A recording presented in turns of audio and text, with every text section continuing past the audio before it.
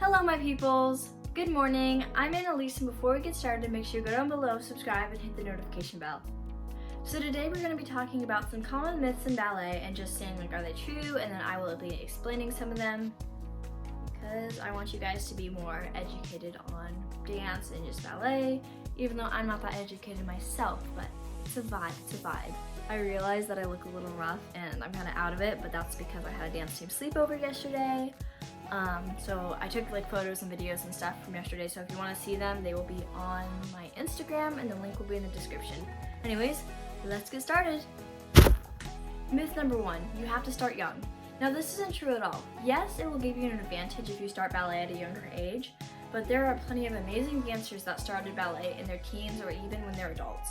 It really just depends on you. Are you motivated to work hard and just get better? Because if you are, then you'll be amazing. It really depends on the person and not the age. Honestly, there's a lot of people who are too scared to try ballet because they think they're too old, but that isn't true at all. Just go for it. Honestly, if you're thinking about ballet or any dance style or anything, and you think you're too old, no, just try it. Just have fun with it, It really doesn't matter. Myth number 2, it's really expensive.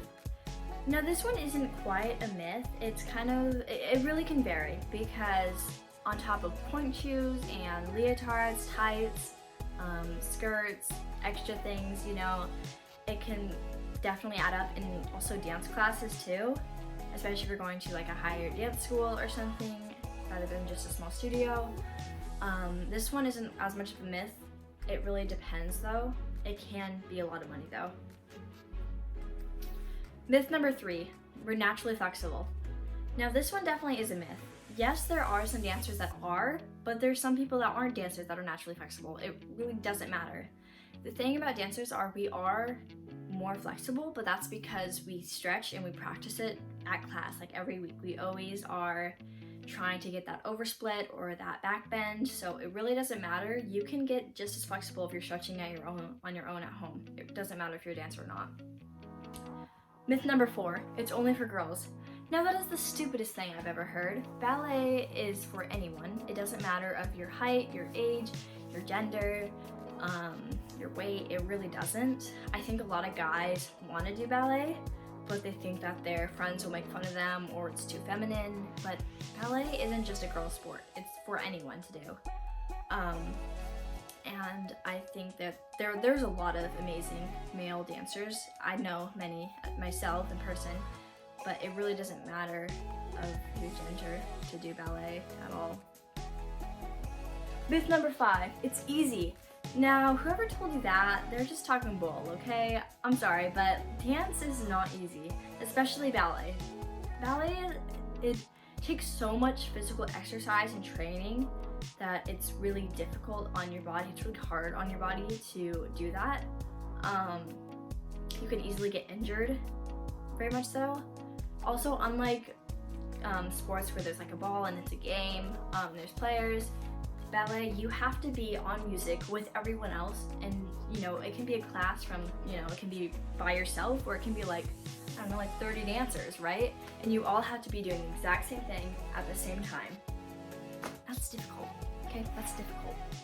Myth number 6, we don't eat, or we have EDs. Now this one's harder because I will say some of the dance community doesn't eat, or they have stuff, right? But that goes for anyone. It doesn't really matter if you're a ballerina or not. But also with dance, there's so much pressure of, oh, you're in this super tight leotard that you see yourself constantly in the mirror all of class. Class is literally just, the teacher telling you what to fix and what you're doing wrong, So there is pressure on that, and I think there are people who do, but like I said, it goes for everyone. It's not just dancers. You burn so many calories and you need so much nutrition in your body to be doing dance that's just really not safe to not be. Because we just do so much physical exercise. That's why we're so skinny, is because putting so much strain on our body with how many hours of training we do. Myth number 7. Now this kind of goes what I just talked about, but we're all skinny. No, there are amazing dancers who aren't. Some are, some aren't. It really does not matter your body type. You can do dance regardless of your weight or anything like that, okay? Yeah.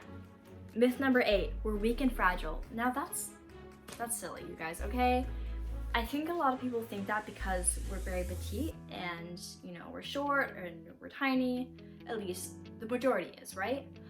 But that's stupid, okay? We're not that weak and fragile. We are pretty strong. Our muscle is just more lean. It's not like, oh, look at my big muscles. I'm pretty buff, right? But I'm kidding, right? But like, a lot of dancers are more lean, and their muscle is, so we look a lot weaker than we actually are. But that's not true, okay? Can you hold your leg up here? No, probably not.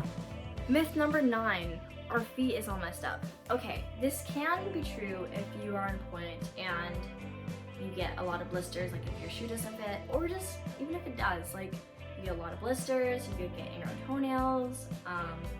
There's just a lot of like pressure on your feet, like your whole body weight is on your toes, you know, right? Like obviously there's the shoe of the point shoe, but it's still just your feet holding up your whole body, right? I think some dancers do, but that isn't, but it's mostly if you're doing point work, I'd say. Myth number 10, it's boring.